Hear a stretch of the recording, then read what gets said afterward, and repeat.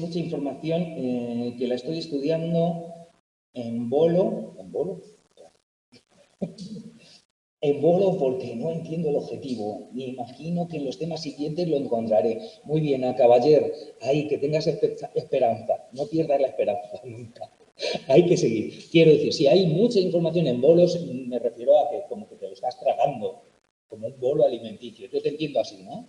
Eso en bolo es a todo, eso es, ir poco a poco, es decir, como que te lo tragas, que te lo metes como un pavo y luego esperas que eso eh, surta efecto de alguna manera, ¿no? Entonces sí, es cierto. Ahora está de otra manera, sobre todo el 4 y el 5 han barajado el tema. Con lo cual, yo, por ejemplo, que tengo la presentación esta que hice cogiendo, yo lo que tengo es una copia del STAL, de ese STAL, de la versión anterior, en PDF. Entonces, para hacer la copia en PDF, pues puedo recortar y poner y ponerlo en las presentaciones las mismas. Eso es lo que hice, pero claro, ahora no tengo las nuevas. Y hasta que no, si puedo conseguir el PDF de la quinta edición, pues estupendo porque podremos ir adaptando. Si no, ahora con la presentación que tenéis, lo único que vais a tener que ver las clases también para enteraros de qué es lo que digo, porque voy a ir saltando de una a otra, no voy a ir con el orden porque ha variado el orden, está en el texto al decirlo. ¿De acuerdo? Antes solamente, ya en cuanto empezaba a hablar de la serotonina, después de haber hablado ya de medicamentos antipsicóticos. Y ahora no. Y hay determinadas cosas que comentaba antes que ahora tampoco comentáis y no es cuestión tampoco de meteros en la turullo. O sea, que para que os enteréis de lo que sirva esta presentación tendréis que seguir en lo que tú hagas con las presentaciones, porque además iré añadiendo cosas, diciendo cosas que han cambiado, etcétera, etcétera. Mientras no tenga otras que poder variar, trabajaré con las imágenes que teníamos antes, pero fundamentalmente, pues eso, que os enteréis conmigo de cómo está. Se podrá asignar cientos de temas en este capítulo, como digo, se podría asignar cientos de temas, que si no se nos haría una misión imposible. Bueno, vamos a ir a lo que íbamos, que aunque el tener que hablar con estas gafas, luego me oigo súper nasal, además, debe ser que al estar así, al estar viendo de una manera y otra, ¿eh?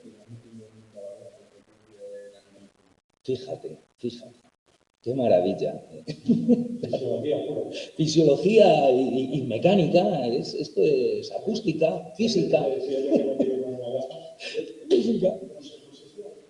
No, que dice que al ponerte las gafas así se oye más nasal, no solamente porque tú estoy aquí, sino porque transmite el sonido de otras maneras. En fin, da igual, quiero decir que me da igual. Mientras se me entienda, me da igual que se me entienda, que se me oiga nasal, que es lo importante. Bueno, como os estaba comentando, lo decía porque el compañero precisamente que tiene la versión anterior, la 4, decía que han cambiado algunas cosas de la 4 y de la 5, ¿no? Yo les iré comentando y ahí eso por lo menos te servirá. Pero que sepas que eso, que ha variado y que además, fíjate, ya no hablan desde el principio, empiezan a no hablar de medicamentos antipsicóticos. Antes hablábamos de antipsicóticos clásicos, antipsicóticos atípicos, que eran los siguientes los que cambiaron. Veíamos cuáles eran los problemas que daban los clásicos, por qué los atípicos no los daban. Todo eso, tal y como se planteaba, ahora ya no se plantea, ahora partes de otra base. Partes de una hipótesis primera en la que estás viendo que hay tres modelos por los que surgió la idea de la psicosis, que es lo que te planteaban en la primera, la idea de cuáles son los fundamentos biológicos de la psicosis, ¿no? Que te planteaban en la primera tabla que venía en el texto, que te decían, pues mira, la hipótesis dopaminérgica por viendo la psicosis que se provocaba por sobredosis de cocaína y anfetaminas. Y como esas funcionaban sobre el sistema dopaminérgico, se dice, pues esto aquí cuadra. La siguiente, que es meter el glutamato en medio, que es por lo que estábamos viendo el otro día, los receptores de glutamato, es una hipofunción de un receptor de glutamato, ¿no? Y eso parece que cuadraba con lo que provocaba, que ya vimos la semana pasada, que era el modelo que inspiró el fijarse más allá de la dopamina en otro sistema, en este caso el glutamatérgico, porque se vio que los receptores NMDA que bloqueaban los anestésicos disociativos, ketamina y fenciclidina, el polvo de ángel, que bloqueaban el canal de calcio de este receptor NMDA, también cuadraba con una buena mimetización de esos delirios y alucinaciones. Y veían a ver cuál era el fundamento en la circuitería que había para conectar todo, ¿no? Porque aquí os hacen, es como que este tema 4 además hacen especial hincapié en que veáis que al final hay un problema en esos circuitos, parece que es así. O bien en el dopamina, o bien en el de glutamato, o bien en el de serotonina, pero que no son excluyentes. Es más, porque tanto la dopamina, la serotonina, el glutamato, entre todas, regulan la neuroactividad de todas en determinados circuitos. Entonces, al final, puedes tener un problema en el sistema dopaminérgico, un problema en el serotoninérgico, un problema en el glutamatérgico y al final tener la misma evidencia de que hay una sobreactividad en la vía mesolímbica dopaminérgica que cuadra con unos delirios y alucinaciones. Fundamentalmente eso es lo que te plantean las tres hipótesis, pero además te hace como muy consciente de que no solamente es esa interrelación, también están las otras monoaminas que también pueden estar ahí. También te dice más adelante en el texto, y eso supongo que lo podremos ver el próximo día, cuando te habla de cómo se plantea hoy, cómo se conceptúa la esquizofrenia, ¿no? Te decía que los fármacos, por ejemplo, que no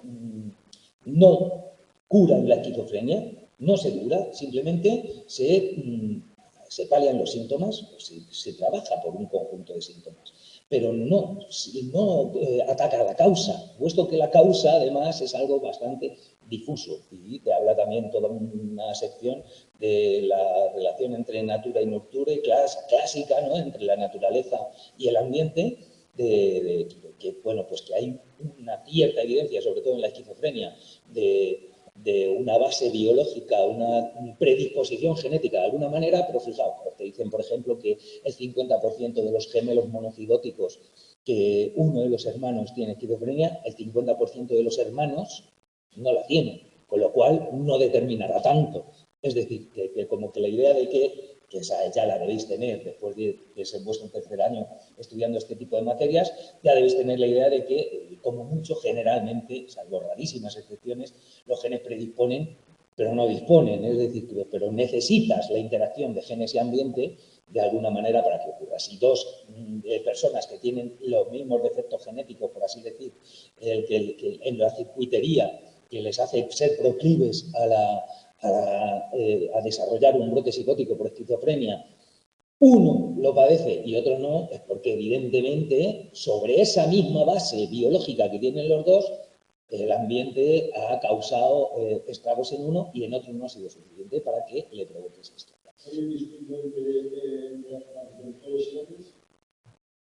No sé yo ahora mismo si hay una mayor prevalencia en alguno de los dos sexos. Ahora mismo no lo sé, fíjate, no te mentiría si te dijese que lo había ahora mismo claramente. No, hay otro tipo de trastornos en los que sí es muy evidente, ¿no? Los trastornos de ansiedad y los trastornos del estado de ánimo, ahí sí te están comentando, y sobre todo hay determinadas épocas en la vida de la mujer, como te plantean, que son especialmente vulnerables a determinados momentos, ¿no? Por esa oscilación hormonal que lleva la mujer en su ciclo reproductivo, entre otras cosas, ¿no? Te hablaba de incluso la eficacia de los medicamentos antidepresivos son más eficaces durante unas épocas que durante otras, es decir, antes de la menarquia y después de la menopausia son más equiparables la realidad de la mujer con la realidad del hombre, y durante el periodo fértil en el que tienes las oscilaciones hormonales, pues ahí hace que la prevalencia sea bastante mayor en las mujeres que en los hombres. En el caso de la esquizofrenia desconozco el dato ahora mismo. No he leído hasta el momento que hablen de que haya una predisposición de sexo. Si lo hubiese, os la comentaba. ¿Qué quiere decir que el glutamato actúe virtualmente? Eso me parece a ver, porque aquí te están haciendo, es que hay que tener en cuenta que esto que vemos aquí, cuando ves los circuitos que te plantean clarísimamente, son reducciones de la realidad. Entonces, lo que te está diciendo es que cuando te dibuja un circuito del córtex prefrontal al tronco del encéfalo y te dibuja una neurona, evidentemente son millones de neuronas, millones de axones los que llegan ahí, los que tal. Entonces, virtualmente es porque el 50% de todas las sinapsis que hay en tu cerebro son glutamatérgicas excitatorias. con lo cual es que prácticamente el glutamato puede actuar sobre todas las células. Es como el botón de on de casi, de casi toda la circuitería. Esa es la idea. Sí. Eso es, que os la repita. Ahí está bien. Sí, sí, ahí tiene razón, porque si no la grabación no se escucha. Y la gente, y luego lo escuchas y dices, no sabe a qué responde. Esa es la idea. Bueno, vamos a meternos con lo que habíamos visto, para ir, vamos a ver si damos un poquito de luz. Ahora, que sí, que tengáis esa idea de que la realidad es más compleja y que esto es una aproximación de cara a más o menos ir entendiendo por dónde puede ir el tema, porque luego además de todo esto está la inmensa variabilidad individual. Sabemos, si al final depende de la circuitería, es decir, no solamente es que el glutamato actúa sobre esta, sobre esta, sobre esta, es que eso es así, teóricamente, por eso, o virtualmente si quieres decirlo, ¿vale? Pero luego cada caso individual es cada caso. Y en tu vida continuamente estás cambiando tus conexiones. Y estás primando unas y dejando y quitando actividad a otras. Y eso lo estás haciendo continuamente. Entonces no tiene la misma influencia de una manera que de otra. Ni cuando estás en determinado estado de ánimo que cuando estás en otro, ni cuando estás... pero eso lo sabemos todos, ¿no? Hay veces en tu vida que un momento, que algo que te ocurre, pues no tiene importancia. Y al día siguiente lo mismo te ocurre y se acaba el mundo. ¿Y por qué es así? Porque somos así de complejos. ¿Vale? Y entonces... Es verdad que sigue durante toda la vida, pero hay etapas acotadas que se desarrolla y si no se desarrolla en el ambiente, pues luego no transmite la misma información. Claro, pero a pesar de esos periodos críticos... pero a pesar de esos periodos críticos que hay para determinadas funciones y de lo que sea, aún así, aún teniendo la misma idea, luego cada uno, al final, crea, somos constructores de nuestro cerebro. Entonces, al final, lo que te está diciendo es que al final que haya un fallo en estos sistemas que sabemos que está implicada la dopamina, que sabemos que está implicado el glutamato de alguna manera, y no solo el glutamato, es más, son receptores de glutamato, lo adelantamos, que parece que cuadra, que se expresan en neuronas GABAérgicas, con lo cual el GABA también está implicado. Y como sabemos que estos también influyen en la liberación, sobre todo también de noradrenalina y de acetilcolina, que son muy importantes para las funciones cognitivas también, pues evidentemente esto complica toda la realidad. Lo complica todo, ¿no? Entonces vamos a intentar a ver si vamos a obtener un poquito de luz sabiendo que la realidad es así de compleja y que luego además, como decimos, en una misma sinapsis el otro día me preguntaban, que era lo que iba a decir antes, que en una sinapsis no va a haber, por ejemplo, de dopamina, no va a haber receptores de dopamina inhibitorios y de receptores de dopamina excitatorios, ¿no? En la misma sinapsis, en la misma membrana postsináptica. Digo, pues sí, y que la realidad es así de compleja. Y al final depende del balance entre unos y otros, pero entre unos y otros y entre la ocupación de unos y la ocupación de otros, porque luego hay receptores que tienen distinta afinidad por el sustrato, por el neurotransmisor. Entonces, los receptores que tienen mucha afinidad se unirá a poca dosis de neurotransmisor, ya estará produciendo la señal. Pero los receptores que tienen menos afinidad necesitarán más dosis para esa señal, con lo cual habrá una señal que se produzca antes, una señal que se produzca después, un nivel en el que llega, imagínate que tienes un receptor que es inhibitorio y tiene menos afinidad por el neurotransmisor que sea. Cuando tú empiezas a neurotransmitir, se unirá primero a los que tienen mayor afinidad, por lo cual si son los excitatorios, estará excitando a la neurona siguiente, pero luego llegará a un nivel en el que ya se unirá a los otros y irá compensando esa excitación con una inhibición porque activa el otro tipo de receptores. ¿Comprendéis la complejidad que al final hay, ¿no? Que ya os digo yo que vivimos en un mundo mucho más oriental, más de filosofía oriental, de yin y yang y de equilibrios, que sea de esta manera, ¿vale? Entonces, siempre tened en cuenta que generalmente cuando hablamos de esto, en las mismas neuronas está habiendo procesos tanto de síntesis como de degradación de neurotransmisión, por ejemplo, que en un momento prime más la síntesis que la degeneración, que la degradación, hará que neurotransmita más ese sistema, ¿de acuerdo? Si es al revés, hará que neurotransmita menos. Pero esos balances están dándose continuamente. Procesos en una dirección y procesos a otros. Y vivimos una realidad que es más compleja y más de equilibrios. ¿Vale? Por eso también cuando hablaban, para entenderlo, ¿y cómo puede ser que que al final, que te decían, por ejemplo, ¿por qué el Parkinson cuadra con una hipoactividad de la dopamina en la vía nigroestriada? Si provoca movimientos. No provoca movimientos, lo que provoca es defecto en los movimientos. ¿De acuerdo? Entonces te hablan más que es más que haya más o que haya menos, que al final los circuitos están desafinados. Quedémonos con esa idea que es mucho más acertada. En la anterior edición solamente te hablaba de circuitos desafinados en alguna idea, sobre todo cuando te hablaba del trastorno bipolar, en el que te decía, no es que haya mucha serotonina o muy poca serotonina, sino que el sistema serotoninérgico, por así decir, digamos que está desafinado, ¿no? Entonces, lo que haces es afinarlo. Esa es la idea, ¿no? Y la idea también de los agonistas parciales, que cuando son daos cuenta que las sustancias, cuando se unen a un receptor, pueden ser, vimos todo el espectro agonista el primer día, ¿os acordáis? Entonces pueden ser agonistas parciales. Y un agonista parcial, al fin y al cabo, imagínate que ese receptor lo que hace es excitar la siguiente neurona. Si es un agonista parcial el que actúa sobre ella, esa neurona se excitará un poco, pero no se excitará totalmente.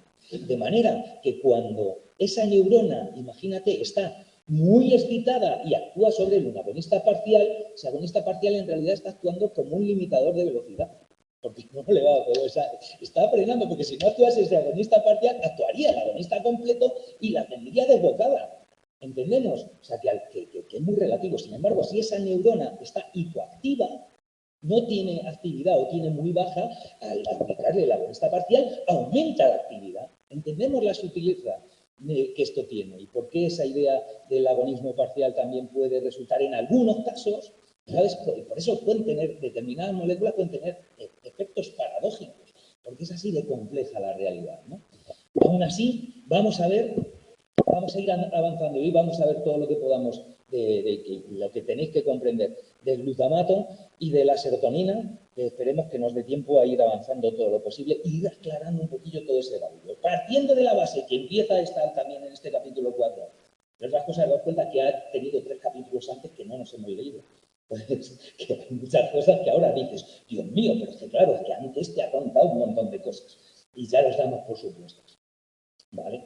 Entonces, igual que te empieza a contar esta de aquí, que en realidad todo está tocando a todo y todo está relacionado con todo, aunque sea así, vamos a ir desbrozando partes, sabiendo que cuando hablamos de que esta neurona se excita, en realidad es que aumenta la frecuencia, porque todas las neuronas tienen una línea base de excitación, etcétera, etcétera, que al fin y al cabo es una reducción didáctica de la realidad para poder entenderla, porque si no tiene una complejidad que se nos escapa del control, ¿no?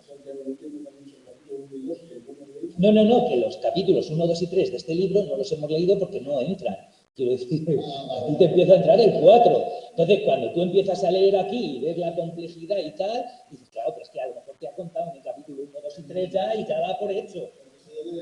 Eso, es que siempre es aconsejable leerlo, pero comprendo la dificultad y lo que sea. Y también depende del background que tengáis cada uno, porque como os digo, si visteis fisiológica el año pasado y os lo currasteis bien y no sé qué, pues controlaréis bastante y no será tan necesario. En la mayoría son información bastante redundante con lo que ya tenéis que saber. Mirad, el otro día vimos esto. Nos quedamos aquí, empezamos a ver cuáles eran los receptores de glutamato. Habíamos visto que la hipótesis glutamatérgica hablaba de que los síntomas positivos concuerdan con una exacerbación de la vía mesolímbica, ¿no?, en la que conectaba el área tegmental ventral con el núcleo accumbens, que sabemos que es muy compleja y que es una parte de esa vía la que está exacerbada detrás de los delirios y las altas. Y, sin embargo, con una hipoactivación de otra vía mesolímbica que era la mesocortical, que esa hipoactivación de esa vía mesocortical cuadraba bien con la idea de los síntomas negativos, que son aquellos que reducen su actividad normal, ¿vale? Entonces, esos síntomas negativos, síntomas afectivos, síntomas cognitivos, que reducen su expresión habitual, son los síntomas negativos de la psicosis, cuadran bien con una hipofuncionalidad de esa vía.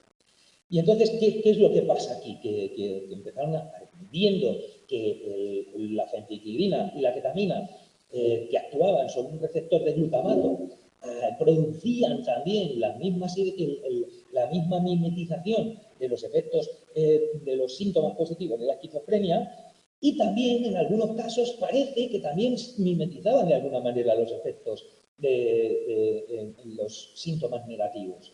Entonces, se empezó a explorar más también esta otra vía y se empezó a ver qué pasa con el glutamato y qué influencia puede haber ahí y si, como ya que el polvo de ángel, la fenciclidina y la ketamina actúan bloqueando el canal de calcio, que es lo que compone el receptor ionotrópico NMDA de glutamato, bien, pues empezaron a investigar el tema del glutamato. Con respecto al glutamato debemos saber cómo se fabrica, estuvimos viendo el otro día, cómo se sintetiza, que se almacena en vesículas sinápticas, que vimos que esas vesículas sinápticas era fundamental almacenarlo porque si no el glutamato es muy demandado para fabricar proteínas. Entonces se almacena en la neurona en vesículas sinápticas, esas vesículas sinápticas se libera en la sinapsis, pero ¿quién lo recapta? Aunque hay recaptadores de glutamato en neuronas glutamatérgicas, parece ser que la vía por la que funciona, quien recapta el glutamato realmente es el astrocito. Eso lo vimos el otro día, ¿os acordáis?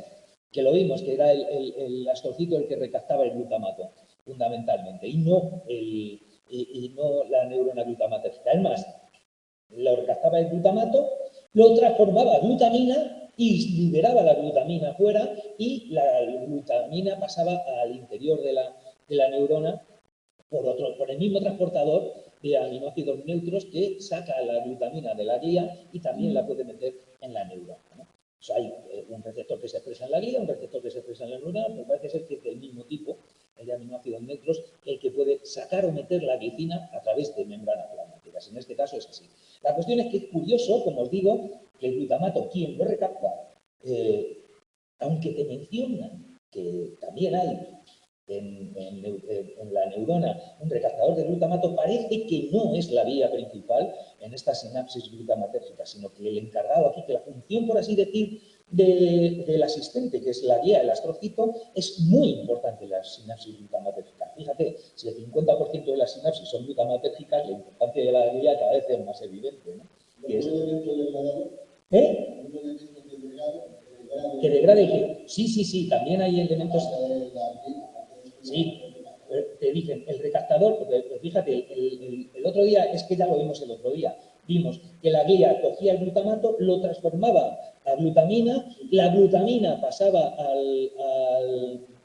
claro, en su degradación lo que hacían era pasarlo, transformarlo en glutamina. La glutamina es la que pasa a la neurona y a partir de la glutamina en las mitocondrias de la neurona es donde se transforma, a partir de la glutaminasa, transforma la glutamina en glutamato.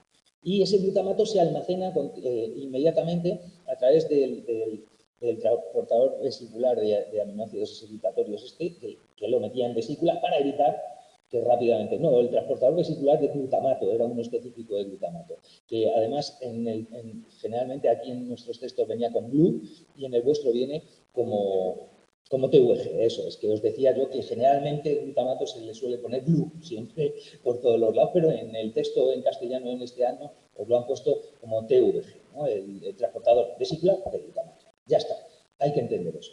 Veamos con que esa es la circulación que tiene el glutamato. Ahora bien, ¿el glutamato sobre qué receptores actúa? Eso es lo importante. Y aquí es donde nos quedamos el otro día. Vimos que tenéis que controlar que hay receptores metabotrópicos y receptores ionotrópicos. Dentro de los metabotrópicos se pueden dividir en 3 grandes bloques, que se nombran con números romanos. Los metabotrópicos del grupo 1 son los que son posinápticos y excitatorios, son los que vendrían dibujados aquí abajo. Este de aquí serían los del grupo 1. Y los presinápticos, los que se expresan a nivel presináptico y son inhibitorios, son los del grupo 2 y los del grupo 3. Eso es para por si os preguntan lo que sea. ¿De acuerdo? También os mencionan en este texto, os hablan continuamente cuando te hablan de los recaptadores o de los transportadores, también te lo mencionan como un tipo de receptor, porque al fin y al cabo se une un receptor A, quiero decir, se une el neurotransmisor A. Que los mencionan también en esta quinta edición como si fuesen tipos de receptores. Entonces también está el recaptador de glutamato, de aminoácidos excitatorios, el transportador de aminoácidos excitatorios, pero ya te digo yo que quien se encarga de quitar el glutamato en la sinapsis, de terminar con la neurotransmisión glutamatérgica, con que esa sinapsis esté transmitiendo la señal, es el mismo recaptador que expresa la guía, es el astrocito, quien lo recapta. Y no parece ser que, aunque haya de estos, no parece ser que funcione bien para estos casos. Eso se dan por pruebas farmacológicas que se hayan hecho bloqueando uno, bloqueando otro y ver a ver cómo varía la actividad en la sinapsis. Y ven que la vía que tiene más eficacia es la de el recaptador glial, no el recaptador neuronal. Los tipos de receptores. Quitando esa diferencia de metabotrópicos que hay en un lado y en otro, vamos a centrarnos en los posibles, en los receptores ionotrópicos. Y de ahí tenemos dos grandes tipos, que era donde nos quedamos el otro día. Están los de AMPA y kainato. AMPA, recordad que son siglas, no importa lo que dice porque es muy difícil, pero son siglas, ¿de acuerdo? Y por eso se escribe en mayúsculas. Y kainato es kainato.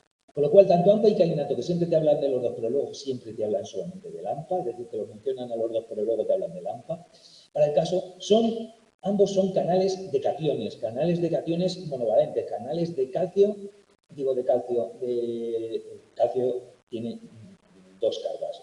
El ion calcio, cuando el potasio y el sodio, que son los que pueden pasar por el agujero, el canal de AMPA o de kainato, son de una sola carga positiva. Recordad que generalmente te dicen los canales por los que puede pasar el sodio y por los que puede pasar el potasio, pues generalmente cuando puede pasar uno pueden pasar ambos, en muchos tipos de canales puede pasar tanto el sodio como el potasio. Recordad que una de las claves que yo daba en primero para entender el potencial de acción era que el potasio es el único ion que siempre está más concentrado en el interior de la neurona. De manera que si se abre un canal por el que pasa el potasio lo que hará será salir. ¿De acuerdo? Y que el sodio es con diferencia, pero con muchísima diferencia, el ion que está en más diferencia de concentración en el exterior celular con respecto al interior. De manera que cuando se abre un canal por el que puede pasar el sodio, lo demás pierde importancia, lo demás no importa. Por eso el potencial de acción se dispara cuando se abren los canales de sodio regular por el potasio. Porque cuando se abren estos, entra tanto sodio y tan rápido que lo demás es despreciable. Daos cuenta que realmente aquí, cuando te lo dibujan en el texto, veréis que siempre te dibujan unas rayas como entrando sodio y unas rayas como saliendo potasio. ¿De acuerdo? Porque ambas cosas pueden ocurrir. Pero ¿qué es lo que ocurre? Que hay tantísima diferencia con el sodio que el potasio es despreciable. Daos cuenta que si por cada molécula, por cada ion de sodio que entrase saliese uno de potasio, no variaba el potencial de membrana, porque entraba una carga positiva y salía una. Sin embargo, entran tantas cargas y tan rápido de sodio, o sea, cuando se os quede aquí es muy buen heurístico. Cuando se abre algo por el que pasa el sodio, lo demás pasa a un segundo plano. Eso es lo principal porque ocurre muy a lo bestia y muy rápido. ¿De acuerdo? De manera que a todos los efectos, el AMPA y kainato lo que funcionan son los responsables de la neurotransmisión excitatoria rápida, que ya lo mencionamos el otro día, y lo que abren son canales de sodio al final. Y luego está el siguiente gran receptor, que es el AMPA, que es el receptor superchulo. Un receptor también implicado en la neurotransmisión excitatoria, pero como dicen en vuestro texto, en realidad es un detector de coincidencias. Mirad, este receptor, el AMPA, no, este no, es este.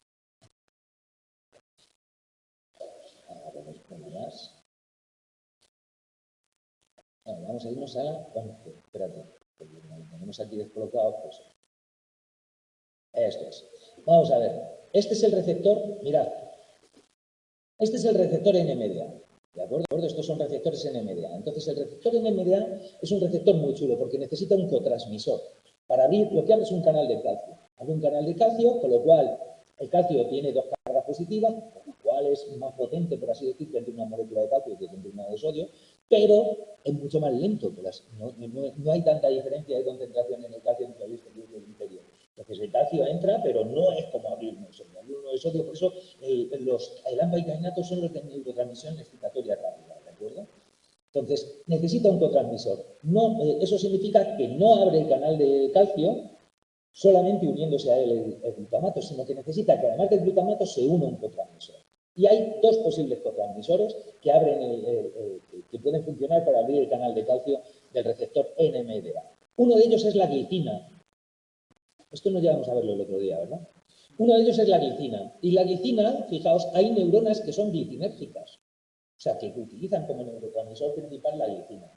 Y, sin embargo, se ha visto que en las sinapsis glutamatérgicas que van a actuar sobre receptores NMDA, la glicina que se utiliza como autotransmisor no proviene de la neurona glicinérgica. ¿Vale? O sea, que eso es lo que significa esta línea punteada. Como que sí, teóricamente, sí podría funcionar, que aporte la glicina podría acoplarse a su sitio, porque claro, la glicina tiene afinidad por el sitio de unión del receptor NMDA, y el glutamato tiene afinidad por ahí. Cuando haya glicina, la glicina irá allí. Pero parece ser que fisiológicamente la glicina no la aporta a la neurona glicinérgica, sino que la aporta el astrocito. Fijaos si es chulo, ya el astrocito en la neurona glutamatérgica tiene un papel fundamental. Daos cuenta que la actividad del receptor NMDA, este receptor que es un detector de coincidencias, es fundamental para procesos tan importantes como la potenciación a largo plazo, la depresión a largo plazo y al fin y al cabo la plasticidad sináptica, la remodelación de la sinapsis, porque las sinapsis que más actúan a través de los receptores NMDA se van haciendo más gordas. Yo siempre os he contado la idea del puerto, ¿no? De que cuando un puerto tiene más actividad, pues todo se hace, la carretera más grande para llegar al puerto, las vías de tren son más grandes, ponen más muelles de carga y descarga, etcétera. Cuando esa deja de tener actividad, pues se reduce en toda esa. Pues lo mismo ocurre en las sinapsis, pero son físicamente, o sea, son más gordas físicamente o más pequeñas físicamente. Eso es así. Esa remodelación se está dando continuamente y es muy importante la actividad del receptor NMDA en esa neuroplasticidad. ¿De acuerdo? O sea, que estamos hablando de algo muy importante. Pues parece ser que el que es responsable de aportar el cotransmisor es el astrocito. Es el astrocito el que aporta la glicina. Por eso te ponen aquí las vías de que la glicina te la está aportando, ¿ves? Tiene las rayas enteras, no tienen punteado como el de la glicina. Eso lo que significa es que esta vía no es funcionalmente la más importante, sino que es esta vía, es de aquí. Y el astrocito, esa vía,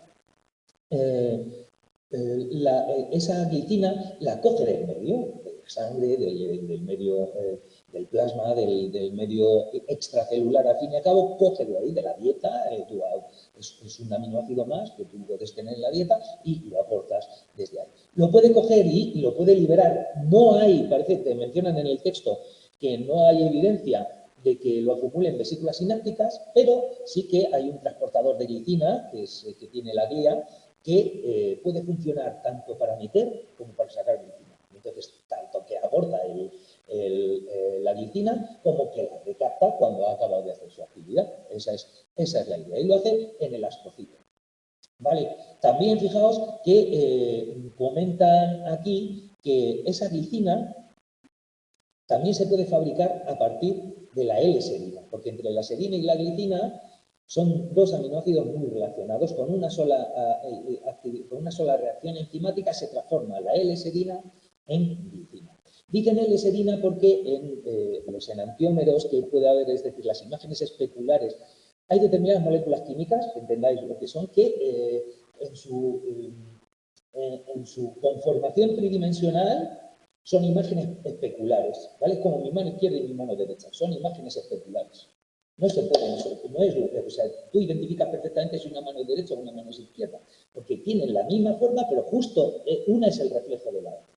Entonces son imágenes que no son, digamos, superponibles, no se puede intercambiar una con otra. Yo no puedo ponerme la mano derecha como si fuese izquierda, la izquierda como si fuese derecha, ¿no? Esa es la idea. Pues esos son los que son las formas L o las formas D de determinados elementos cuando te los mencionan. Entonces, fíjate, en realidad, esa L o esa D hace referencia a si son levógiros o destrógiros en cuanto a dónde desvían la luz cuando pasa por ella. La luz polarizada son análisis químicos a través de fotografía, estas cosas, y entonces cuando desvía la luz polarizada a la derecha decimos que es la forma D, que es destrógira, y cuando la desvía hacia la izquierda es levógira, la forma L. Ya está. Entonces, que sepamos que en la naturaleza las formas habituales, normales, de todos los aminoácidos son L-aminoácidos. Si tienen posibilidad de tener dos formas especulares en las tres dimensiones, las naturales, las que se producen de manera natural y de manera abundante, son las L. ¿Vale? Y aquí os mencionan la L-serina porque la D-serina es otro posible cotransmisor. Es decir, hay dos posibles cotransmisores que pueden activar junto con el glutamato el receptor NMDA. Una es la glicina y la otra la D-serina, ¿de acuerdo? Entonces, fíjate, la glicina, como os digo, se puede coger glicina o si tú, por el medio que estás, por la dieta que utilizas, que por lo que sea, tienes L-serina disponible en vez de glicina, puedes coger la L-serina también con un transportador de L-serina, que es específico en los astrocitos, y transformarla, ¿vale?, en glicina por la acción de esta enzima, la SHMT, que es la serinhidroximetiltransferasa, es decir, añadiéndole a la serina, serinhidroxi, un grupo hidroxilo y un grupo metilo, transfieres hidroxilos y metilos, hidroximetiltransferasa. Fíjate cómo nos dice todo lo que hace. Vale, pues la SHMT es capaz de transformar la L-serina en glicina. O sea que tú en la dieta, si no tienes glicina, puedes tener serina y tu astrocito es capaz de fabricar la glicina a partir de ahí y que funcionen bien en las sinapsis glutamatérgicas sobre el receptor NMDA. Esa es una idea. Y la siguiente, fijaos, es que también se puede fabricar desde la D-serina, desde la L-serina se puede fabricar D-serina. Y de hecho, los astrocitos tienen esa capacidad porque expresan en las sinapsis glutamatérgicas una enzima que se llama racemasa. Y os explico por qué se llama racemasa, porque cuando sepáis más cosas, lo de racemasa es algo fácil y entender y entendible. Cuando tú sintetizas en un laboratorio un aminoácido, como la mitad te sale en L y la mitad te sale en D, porque los haces tú de manera artificial. Y te va a salir la mitad L y la mitad D. A esas mezclas en las que hay tanto isómeros L como D se les llaman mezclas racémicas. Es como que en el racimo va de todo. Esa es la idea, ¿de acuerdo? Entonces, la racemasa es la que es capaz de pasar de una isoforma a otra isoforma. Ya está, quedémonos con eso. De manera que entonces, a partir de la L-serina, que es lo que no dice aquí, por el transportador de L-serina, actuando la racemasa sobre ella, es capaz de fabricar D-serina. Y esa D-serina, sí, también con el transportador de D-serina, que expresa, que funciona tanto para adentro como para afuera, lo puede aportar como cotransmisor de aquí. Evidentemente, como también es capaz de fabricar L-serina a partir de la glicina, porque si os fijáis, esta flecha que tiene la SHMT tiene flechas en las dos direcciones. Eso significa que es capaz de fabricar L-serina a partir de glicina o glicina a partir de L-serina. Funciona para los dos lados la racemasa. ¿De acuerdo? Entonces, si lo que tengo es mucha glicina, la transformo en L-serina. Si lo que tengo es mucha L-serina, la transformo en glicina. Porque soy capaz de funcionar hacia los dos lados. El caso es que os quede aquí. Mira, aquí viene una enzima que degrada, que es la DAO, que es la que degrada la D-serina para que acabe su actividad, porque la D-serina deja de existir. Solamente como en la dieta y en los habituales no es natural que haya isómeros D, la D la fabrico exclusivamente para actuar sobre el receptor NMDA. Y cuando tiene que acaba de aquí, le quito del medio y actúa la DAO que lo transforma a hidroxipiruvato. Que los que habéis estudiado biología os recordará a todo el ciclo de Krebs y la oxidación que se produce en la respiración oxidativa, que se produce en las mitocondrias, todo el ciclo, para obtener al final ATP, pues el piruvato es uno de esos casos. O sea que, bueno, que se aprovecha esa D-serina para ir produciendo energía luego en nuestras mitocondrias al final. Vale, pero lo que tenemos que aprender de esto es que hay dos posibles, por lo tanto, dos posibles cotransmisores, que son la D-serina o la L-serina. Una, ya os digo que entre la serina, la D-serina, perdón, y la glicina. La L-serina se puede transformar a D-serina, ¿vale? Y la L-serina se puede transformar a glicina. Y que utilices una de ambas dos como cotransmisor, pues supongo yo que habrá algunas sinapsis en las que se utilizará la D-serina, otras sinapsis en las que se utilice la glicina. No sé qué diferencias habrá, es decir, no sé si hoy por hoy sabemos eso, pero dentro, lo mismo en la sexta edición, ya te sacan, porque esto es así, los que vengan en la sexta edición, les tendrá, es que en este campo se avanza muy rápido. Con lo cual, la sexta edición probablemente ya hayan descubierto que no es lo mismo, porque solamente la deserina se utiliza en no sé qué circuitos y la glicina se utiliza en no sé qué otros, y al final la actividad del NMDA, cuando utiliza como transmisor la glicina, es una, cuando utiliza la deserina, no sé si eso será así o no sé si, pero no nos extrañe que esa variabilidad exista. Recordad que la evolución que tiende a la diversificación. Con lo cual, daos cuenta que el que haya toda esta panoplia es una putada para el que tiene que estudiarlo y lo tiene que examinar, pero es una maravilla para que esté detrás de la complejidad conductual que podemos exhibir nosotros, ¿no?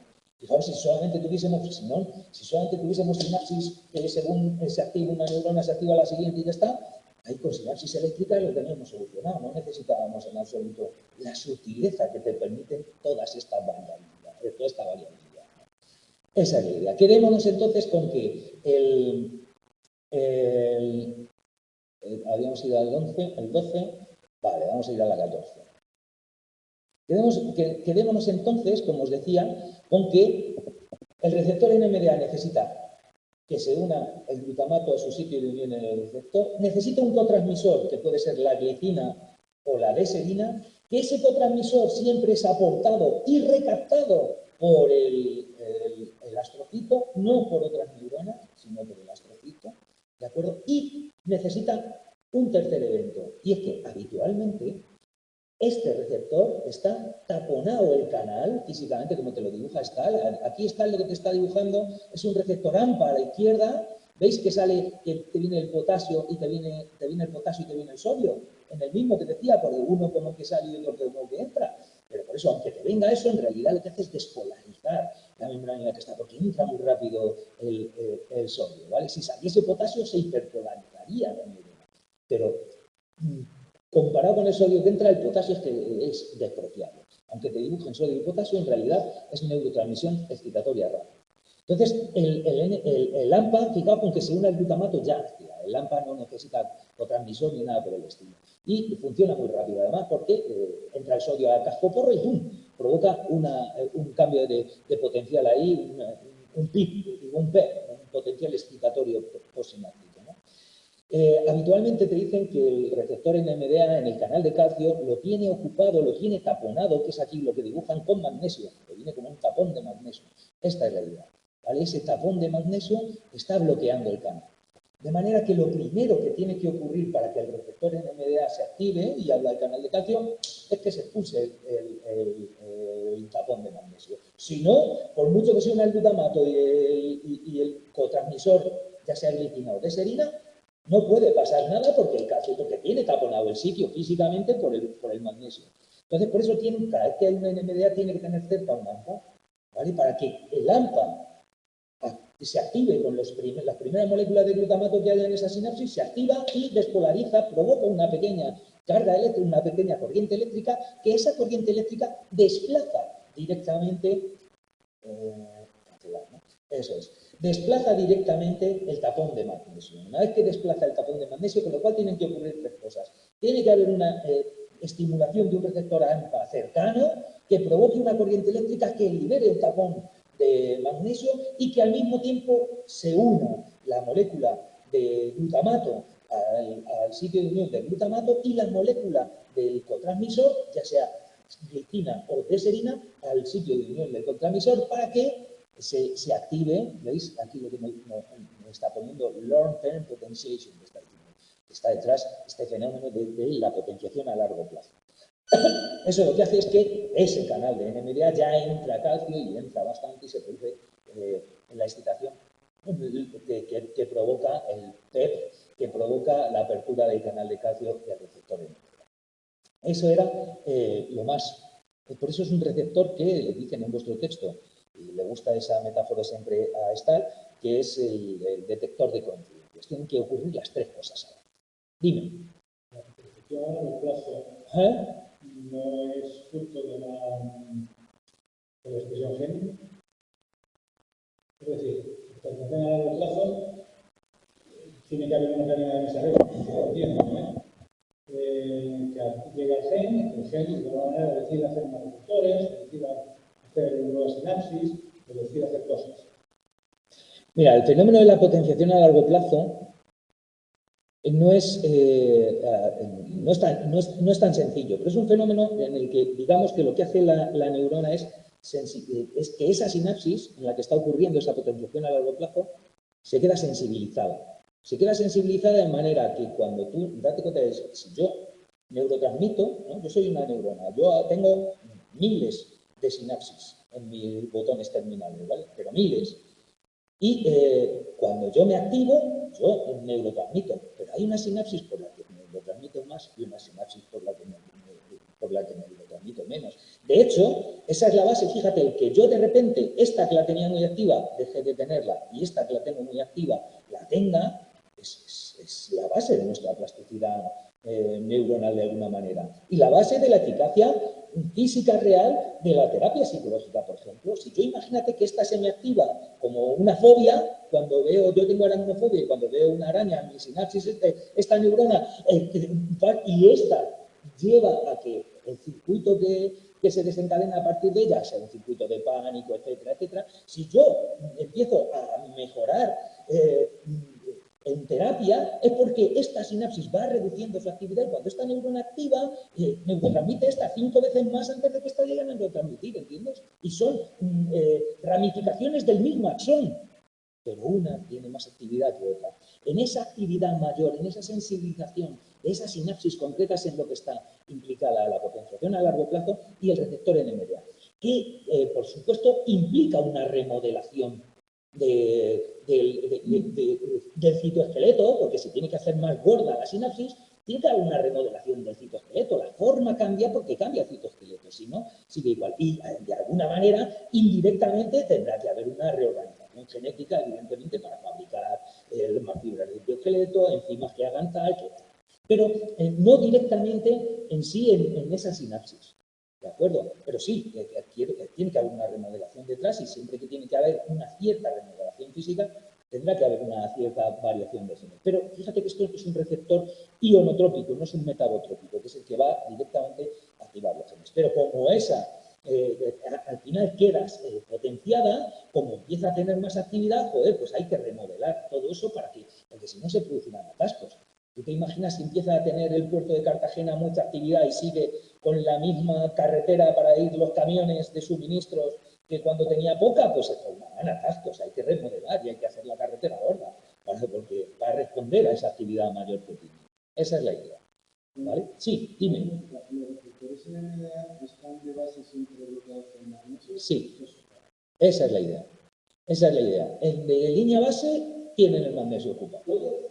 Todos los receptores NMDA, lo normal es que si no están abiertos, tengan el magnesio ocupado. De manera que todos necesitan esa estimulación y una corriente eléctrica de un receptor AMPA o kainato que esté cerca, que le permita esa despolarización pequeña y liberar el tapón de calcio. Tienen que ocurrir. O sea, es que por eso te digo que ya es una neurotransmisión excitatoria, pero compleja. Fíjate que si no expresas un receptor NMDA en esa sinapsis, simplemente con el PET que te provoca el AMPA ya vas. Pero esto es como un punto más, o sea, es como esta que está excitándose, además hace estas cosas más complejas. Te das cuenta que esto da posibilidad a que haya mucha más variabilidad. Que cuanto más posibilidad hay, nos indica que puede haber mucha más variabilidad de respuesta. Y al fin y al cabo eso también refleja una variabilidad conductual que puede estar detrás, ¿no? Decía, lo siguiente que vamos a decir, sigo sin entender la analogía de la carretera y lo especial el NMDA. Sé las tres condiciones, pero sigo sin entender su función real. Pues no sé, caballero. Caballero. No sé qué quieres que te diga. Su función real, quedémonos con que es que simplemente, o sea, que esta potenciación a largo plazo que se queda, que lo que hace esta neurona esta sinapsis, cuando actúa el receptor NMDA, es que ese receptor NMDA está detrás de la sensibilización de esa sinapsis, de que esa sinapsis se quede especialmente sensible porque realmente, fíjate, la potenciación a largo plazo y la plasticidad sináptica que hay detrás depende, parece ser, de que al final la actividad de la neurona anterior y la actividad de la neurona siguiente se sincronicen. Las sinapsis que actúan más sincronizado, el disparo de la neurona anterior con el disparo de la neurona siguiente son las que crecen y las que engordan. Entonces, eso es fácil que ocurra si esa sinapsis está excitable, especialmente porque tiene al NMDA que le ha dejado, como dice, potenciación a largo plazo. Eso nos da una idea de que se queda como dispuesta a disparar en cuanto llegue lo mínimo, de manera que es mucho más fácil que sincronice su actividad con la neurona anterior, porque estás ya predispuesta a disparar. Eso es lo que hace la potenciación a largo plazo, deja a la sinapsis, deja a la neurona siguiente como esperando que haga muy poquito para estar activa. ¿De acuerdo? Eso es, quedémonos con esa idea que es lo que nos puede hacer entender cómo va esto. Lo siguiente que deberíamos controlar en este sentido son las vías, fíjate, habla de las vías glutamatérgicas, creo que si esta era la 14, en esta será la 15, porque como os digo. Mira, si en las vías glutamatérgicas, fijaos, esta misma imagen es la misma que tenéis ahora en el texto, esta que tenías, la que tienes tú en la edición 4, es la misma que la quinta edición de vía glutamatérgica, porque como veis es algo esquemático para entenderlo. Rápidamente, en cuanto vemos aquí dónde están las neuronas y lo que hay colocado, sabemos que es esquemático, porque ya os he dicho que el 50% de nuestras sinapsis son glutamatérgicas. Entonces está no solamente tan sencillo como esto, sino que realmente aquí te dice, pues hay las conexiones principales, pero esas conexiones principales no tienen por qué venir ni de esta zona de la corteza, de todo el córtex.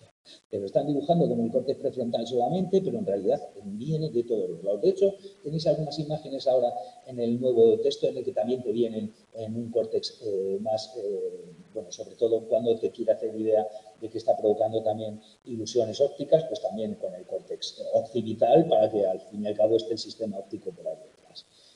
Sí.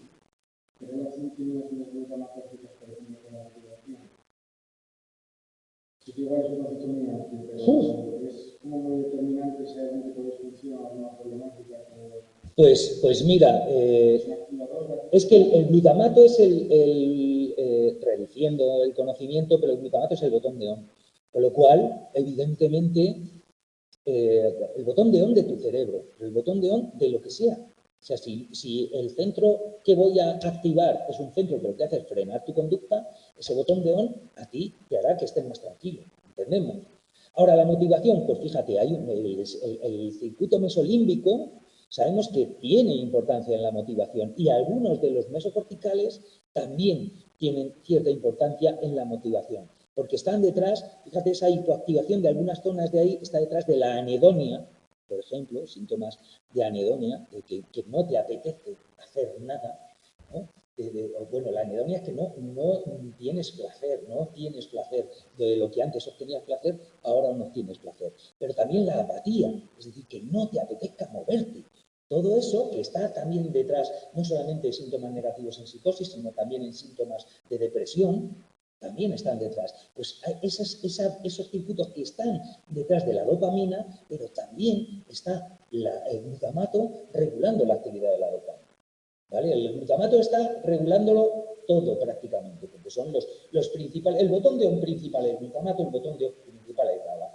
Pero luego, en realidad, claro, ese on lo hace sobre neuronas de glutamato también, pero sobre neuronas de otros circuitos. Y ahora lo veremos, mira, porque es lo que vamos a ver. Entonces, fijaos que Stahl te dibuja un número de circuitos principales del glutamato que son esquemáticos para entender cómo va todo. ¿De acuerdo? Entonces, fijaos, uno de los principales es el circuito córtico troncoencefálico, que conecta con el tronco del encéfalo, ¿vale? Que está diciendo aquí Brains. O sea, el tronco del encéfalo con los centros de neurotransmisión fundamentales, las monoaminas, que todas se fabrican se fabrican. Las neuronas, los somas de las neuronas de dopamina, de serotonina y de noradrenalina están en el tronco del encéfalo. ¿Vale? Unas a nivel mesencefálico, otras más a lo largo de todo, pero están las tres ahí. Y ya os lo tenéis que saber, como la tabla de multiplicar, que la dopamina se produce en donde, de los centros fundamentales, en el mesencéfalo, es donde están los somas de las neuronas dopaminérgicas. Área tegmental ventral y el accumbens está en el cerebro, mira, en el cerebro anterior. ¿No? Sustancia negra. Eso es, la vía nigro, ¿os acordáis? Eso es área tegmental ventral y sustancia negra. Son las dos vías del mesencéfalo, del tronco del encéfalo, al fin y al cabo, donde están los somas de las neuronas que fabrican dopamina. La serotonina, ¿en dónde? Núcleos del RAFE, muy bien, núcleos del RAFE que atraviesan las tres subdivisiones del tronco del encéfalo, que el bulbo raquídeo, el puente y el mesencéfalo, pues ahí están en una parte muy central, que hay algunos autores que mezclan estos núcleos del RAFE con la formación reticular. ¿Os acordáis del SARA, que estudiábamos hace tiempo, el sistema de activación reticular ascendente, y ahora ya te hablan del sistema de activación ascendente, como el reticular, porque es más importante, no solamente esta formación reticular en el tronco del encéfalo. Pero hay algunos que están ahí, que de alguna manera tenemos que ir teniendo ya esas ideas. Y la otra, la tercera monoamina, la noradrenalina, ¿cuál es el sitio donde se fabrica? Sí, pero en el sistema nervioso central. En las glándulas suprarrenales es para la adrenalina para nivel periférico. Pero por eso es adrenalina, renal, ¿no? Pegado al riñón.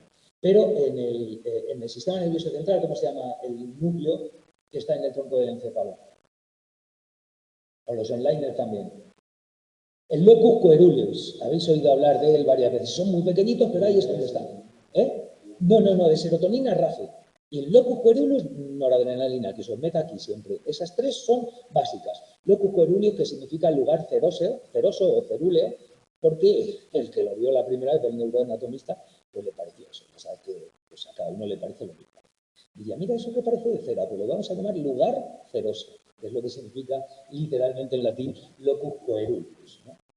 Esa es la idea. Bueno, pues como os digo, la activación que provoca la vía que conecta el córtex prefrontal, fundamentalmente, fíjate, con los centros de producción de monoaminas, que es, por lo tanto, el glutamato activa aquí directamente la actividad de la producción de dopamina, de serotonina y de noradrenalina. ¿Cómo que en esa dirección? Sí, córtico, que dicen en el libro, además te mencionan, son las vías córtico-troncoencefálicas. Claro, córtico-troncoencefálica. O sea, entendemos que siempre cuando te mencionan las vías, la parte primera de la vía es donde está el soma de la neurona y la parte final donde está el botón terminal. ¿Vale? Entonces, si es córtico, está en la corteza cerebral, de la zona que sea, y va al tronco del encéfalo. Entonces, hay unas de esta vía, para complicarlo un poco más, que sepáis que hay unas que van directamente a excitar a la sustancia negra, al locus coeruleus, al área tegmental ventral o a los núcleos del RAFE para que liberen sus monoaminas. Pero hay otras que en vez de llegar ahí, llegan a una GABAérgica y esa GABAérgica es la que hace sinapsis con la otra. Con lo cual, si activas la vía que va a GABA, el efecto es justo el contrario. ¿Vale? Si es una neurona troncoencefálica que lo que hace es actuar sobre una GABAérgica, que esa GABAérgica va a actuar sobre la dopamina, cuando se activa la neurona glutamatérgica de la corteza, lo que hace es activar la liberación de GABA sobre la de dopamina, con lo cual la cantidad de dopamina disminuirá. ¿Entendemos? Porque GABA lo que hace es frenar la siguiente neurona.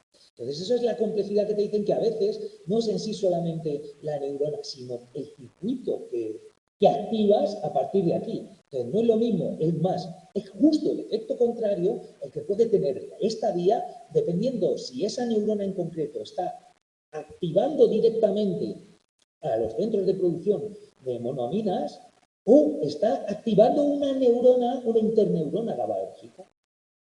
Ese es el comodín del GABA que os he dicho yo muchas veces, que cuando estás investigando y de repente encuentras diferencias entre tus grupos, pero la encuentras para el lado contrario, y dices, coño, porque hay una GABAérgica, y porque la GABA te lo explica, claro, y dices, pues va a ser esto. ¿No? Luego eso habrá que confirmarlo y ver si realmente es así, pero teóricamente cuadra con que haya una GABAérgica ahí en medio, haciendo, porque daos cuenta que la inmensa mayoría de las interneuronas son GABAérgicas. Hay interneuronas colinérgicas e interneuronas de otro tipo.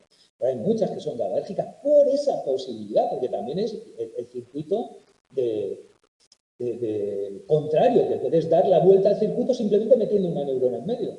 Claro, yo activo, pero si la siguiente que activo es una que inhibe, activar a la que inhibe es inhibir todo el circuito. Esa es la idea. ¿De acuerdo? Entonces, pero esa es muy importante. Fijaos con esta, la idea que os quede aquí ya hoy de la conexión que hay entre el córtex, la corteza cerebral y la producción de las otras monoaminas. ¿De acuerdo? Las otras no, de las monoaminas, ¿vale? Que son la serotonina, dopamina y noradrenalina. Luego hay vías que conectan, te están comentando, también hay otra que conecta la corteza con el estriado. Fijaos que aquí tiene como dos ramas. Una que va al estriado dorsal, por lo tanto, a lo que siempre solemos llamar núcleo estriado, que nos referimos cuando decimos estriado como la vía neuroestriada, nos solemos referir a la parte. El núcleo estriado es como el centro asociado de Madrid, ¿vale? Es un centro asociado, es un núcleo que en realidad tiene muchos núcleos. O sea, Coslada es un subcentro del centro asociado de Madrid, ¿vale? Jacinto Verdader es otro subcentro del centro asociado de Madrid. Pues esto igual, el estriado es un supernúcleo que tiene el caudado y el putamen como estriado dorsal y el núcleo accumbens como estriado ventral. Entonces, a veces te hablan de las vías microestriadas. De hecho, en esta nueva versión ya te habla de vías corticoestriatales accumbens, como que tiene una rama que va para un lado y otra rama que va para otro. El estriado ventral, el accumbens, es el famoso del circuito de recompensa, este que siempre hemos comentado, que cuadra la liberación de dopamina ahí con esa ansia por conseguir una recompensa, con ese craving en la droga. Y el estriado es más importante, la parte dorsal, en el control de las órdenes motóricas. En la modulación de las órdenes motóricas, os acordáis que estaban los ganglios basales y el cerebelo como dos principales moduladores de las órdenes que van de la corteza cerebral a tu médula espinal. Pues los primeros, ahí están, y en el circuito de los ganglios basales, el estriado es un punto importante. Entonces, esa es donde libera la dopamina del área tegmental ventral, vamos, de la sustancia negra al núcleo estriado, es que se supone que es deficitario en dopamina en Parkinson, que es lo que veíamos el otro día, ¿no? Esa es la idea. Luego, fijaos que hay un circuito que conecta el tálamo con la corteza y la corteza con el tálamo, de alguna manera, y fijaos esa idea, ya tenemos que tener todos en la cabeza también la idea de que el tálamo es la primera estación de procesamiento sensorial antes de llegar a la corteza. Eso de lo que hemos estudiado en otras asignaturas nos tiene que quedar ya claro. O sea, el tálamo es, antes de llegar a la corteza, ese procesamiento sensorial que muchas veces no pasa del tálamo y por lo tanto no llego a ser consciente porque lo que no llega a mi corteza ahí está. Y es el tálamo el que decide qué información pasa y qué información llega. Ese circuito que conecta corteza, tálamo, tálamo y corteza, de las dos maneras, es un circuito al fin y al cabo de control sensorial. Pues algo estará por aquí también con el tema de las alucinaciones y no sé qué, algo habrá. Aunque fíjate que la vía que clara, la mesolímbica, cuadraba dopaminérgica con esto, ¿no? Esa es la idea. Y fijaos que te hablan de otra vía, una vía mayor, otra vía que se sabe que conecta el hipocampo, esta zona que pone aquí abajo se supone que está en el hipocampo, bueno, ¿de acuerdo? Y luego, fijaos, también te habla de las conexiones, que son muy importantes, entre corteza y corteza, directamente entre neuronas piramidales glutamatérgicas, las piramidales son glutamatérgicas, entre una zona de la corteza y otra zona de la corteza. Que hay vías que son directas, que por lo tanto una neurona de glutamato excitará a otra neurona de glutamato, y otras que son indirectas, que es una neurona de glutamato excita a una neurona GABAérgica y esa inhibe a la de glutamato. ¿Entendemos? Esas son las dos versiones que tienes aquí, una con una GABA intermedia o sin la GABA intermedia. Así que, evidentemente, la actividad de la neurona glutamatérgica primera tendrá un efecto distinto, completamente al revés, si actúo como vía directa excitando una de glutamato que si actúo indirectamente a través de una GABAérgica. Pero claro, es inhibir el circuito a partir de la GABAérgica. ¿Sí o no? Quedémonos simplemente con esa idea. Porque si no podemos petar. Sí. Mirad, entonces, ahora una vez que sabemos esto, ¿cómo puede? Tenemos la 16, vamos a pasar a la 18. Que la tengo de aquí puesta, como que en esta 18 tenemos.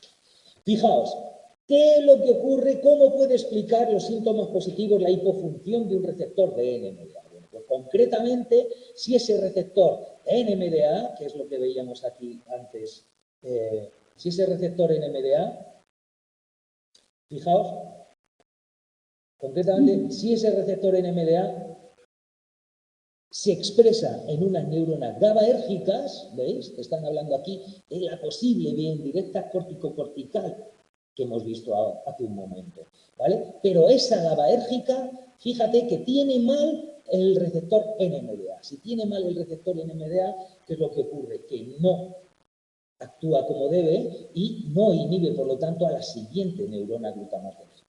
Entonces, digamos que por esa hipofunción en un receptor NMDA que expresa una población de neuronas GABA, entendemos, ¿no? Vemos la complejidad, pero hay que tener en cuenta que aunque esto nos suene a veces raro, que dice, joder, que es como un trabalengua. Lo normal, fijaos, es que los receptores para glutamato no estén en la neurona de glutamato, salvo que mi sinapsis sea con una glutamatérgica anterior. Pero lo normal es que nos resulta raro, pero es lo habitual. O sea, una neurona de dopamina, los receptores de dopamina, lo normal es que estén en la siguiente neurona, de lo que sea. Si es de dopamina, pues será un receptor de dopamina también, pero si es una neurona de acetilcolina, serán receptores de dopamina los que expresen la acetilcolina para recibir la estimulación de la dopamina. ¿Entendemos? Lo que pasa es que a veces nos suena como dice, ¿cómo que un receptor de glutamato está en una neurona GABA? Hostias, ¿por qué no va a estar en una neurona GABA?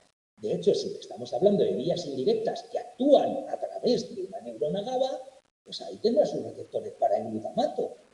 Eso es, receptores de glutamato en una subpoblación de neuronas GABAérgicas. En esa versión, en la 4, te decían además que esa era una subfamilia que se llamaba parvalbúmina. Aquí no te mencionan eso, con lo cual ahora no hay que saberse qué subtipo de neuronas GABA. Pero como que la hipofunción que explica los síntomas psicóticos por hipofunción de ese receptor de glutamato es cuando ese receptor está mal en neuronas GABA, en un tipo de neurona GABA que reciben la estimulación de glutamato y por lo tanto no se activan.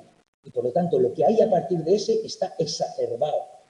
Está exacerbado porque la función de la GABAérgica era frenar el circuito a continuación de ella. Si el freno está roto, está como loco el circuito a partir de mí. Esa es la idea, ¿de acuerdo? Entonces esa es la idea, fijaos, que si eso ocurre en estas neuronas del córtex prefrontal, por ejemplo, que la función es actuar sobre las del tronco del encéfalo que fabrican monoaminas, concretamente sobre el área tegmental ventral, que fabrica dopamina, ¿de acuerdo? Fíjate, esta tendría que tener mucha menos actividad. Por eso nos la ponen con estas rayas como que tiene la actividad exacerbada. ¿Por qué? Porque como funciona mal la GABAérgica, que tendría que frenarla, cuando esta glutamatérgica se excita, esta no frena, y entonces esta está desacerbada, y como conecta directamente con el área tegmental ventral, el área tegmental ventral está mandando un montón de dopamina al ¿veis? Y eso cuadra con los síntomas positivos. Por eso tienes aquí al señor diciéndole cositas en la oreja, aquí. Porque la mayoría de las alucinaciones, la inmensa mayoría de las alucinaciones en esquizofrenia son auditivas. Son auditivas en esquizofrenia, pero sin embargo, fijaos, en otros tipos de demencias, de psicosis por demencia, por ejemplo, pues no tiene por qué ser auditivas. Hay algunas visuales y esas cuadran más con la estimulación, la intoxicación por los alucinógenos, como el LSD, el ácido beta-lisérgico o la psilocibina, la propia de los hongos psilocibos, estos que se toman para alucinar. ¿De acuerdo? Entonces, fijaos que, y esos actúan sobre la serotonina, con lo cual, de alguna manera, nos está ya indicando, ya estamos avanzando que si la psicosis provocada por cocaína nos indica que está implicada la dopamina, si la psicosis que provoca la ketamina y el polvo de ángel nos está indicando que está el receptor NMDA, puede estar también por ahí, y si la otra que actúa sobre un receptor del 5-HT2A de la serotonina también mimetiza de alguna manera delirios y alucinaciones, aunque más visuales, fíjate, en este caso, que estas, también puede estar la serotonina por ahí en medio. ¿La gabapentina podría utilizar sencillamente? ¿La qué? La gabapentina lo que hace, pues no sé yo, la gabapentina ahora mismo para solucionarlo, como paliar el efecto del defecto GABA, dices. De un defecto GABA. Pues no sé ahora mismo qué es que luego teóricamente el aumentar el GABA de alguna manera aquí se supone que tendría que tener algún efecto al frenar el tema.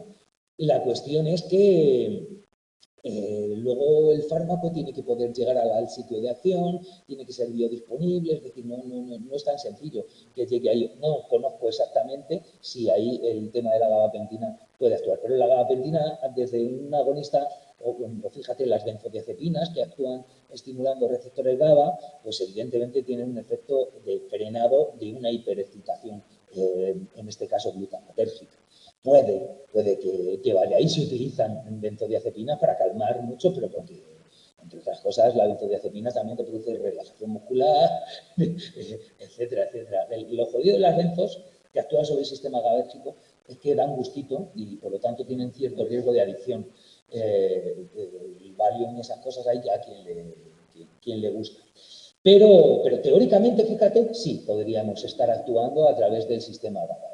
Pero quedémonos con que la idea es que es decir, aquí lo que nos está diciendo Stahl es como que nos da idea de que no hay una sola cuestión, que por distintos medios, es más, por intoxicación farmacológica, por degeneración, por muerte de neuronas, si se mueren determinadas neuronas que afectan a estos circuitos, también pueden estar provocándolo, ¿no? O por defectos en el neurodesarrollo, como puede ser la hipótesis de NMDA, de que tú fabriques mal el receptor NMDA, y entonces tengas el mismo efecto que si tu receptor lo bloquea la ketamina, porque tu receptor NMDA es defectuoso. O sea que la etiología, el origen por el que se produce el mal funcionamiento de estos circuitos puede ser diverso.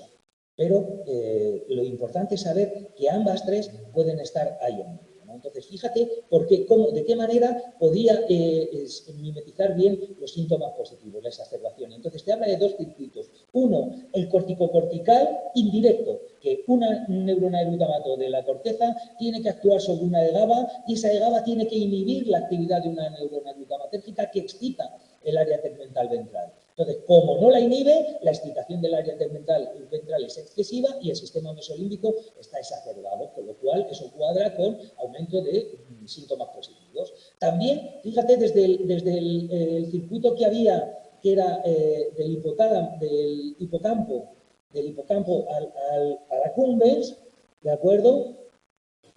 El hipocampo, habíamos dicho, me acaba de surgir una duda terrible. Aquí no lo veo en grande.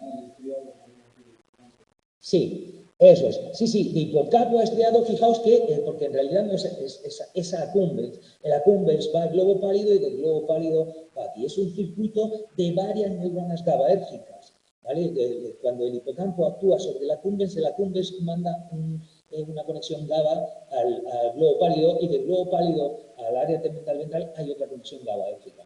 De manera, fijaos que cuando activo la del hipocampo, lo que hago es inhibir a la otra y inhibe a la otra, es decir, hay una inhibición de la inhibición. El caso es que, fijaos, si en ese circuito hay una relación indirecta, córtico también, hipocampo-hipocampal, digamos, a través de una GABAérgica, y aquí hay una GABAérgica defectuosa, esta del hipocampo tiene una actividad exacerbada, lo que hará que la de accumbens al globo pálido tenga una actividad GABA exagerada y hará que la del globo pálido, que su función es frenar al área tegmental ventral en la vía mesolímbica, no la frene, y eso cuadra también con una exacerbación de síntomas positivos. ¿De acuerdo? Entonces, fijaos, pero además, en este caso, también puede cuadrar con la idea de los síntomas, con que esa hipofunción NMDA puede también mimetizar los síntomas negativos. ¿Cómo mimetiza los síntomas negativos? Pues fijaos, tenemos la misma conexión corticocortical indirecta a través de una GABA que está mal, de manera que esta de glutamato tendría que excitar a esta GABA, que esta GABA tendría que inhibir a esta. Esta segunda glutamatérgica no está inhibida, por lo tanto tiene una actividad exacerbada, y esta actúa sobre una GABAérgica. En los dibujos nuevos ya está bien, aquí viene dibujada como una pirámide, pero en realidad es una GABA, y en los dibujos nuevos ya lo tenéis bien, ¿de acuerdo? De manera, fíjate que esta estaría frenando a la rama del área tegmental ventral que conecta con la corteza, de manera que tendría la rama mesocortical hipofuncional, que cuadra con los síntomas negativos, los síntomas cognitivos, los síntomas afectivos, esos síntomas que reducen su actividad habitual. De manera que esa hipótesis de una hipofunción de un receptor de glutamato, concretamente un NMDA, que se expresa en determinadas familias de neuronas GABAérgicas, puede hacer que esa neurotransmisión glutamatérgica sea exagerada y eso redunde en un exceso de liberación de dopamina en la vía mesolímbica y en un defecto de la vía mesocortical. Eso es lo que nos dicen. Pero ya os digo yo que hay algunos casos en los que esto no lo explica todo y de ahí que se fijasen y que hayan metido este año también la interacción y la importancia de las vías serotoninérgicas, porque también la serotonina, en esta regulación de glutamato-dopamina, también está la serotonina. ¿De acuerdo? Y también está implicando a otros. Y veréis que precisamente por esa se sabe que la principal diana farmacológica del LSD o de la psilocibina es un receptor, el 5-HT2A, que sabes que los receptores de serotonina se llaman 5-HT porque la serotonina es hidroxitriptamina, ¿vale?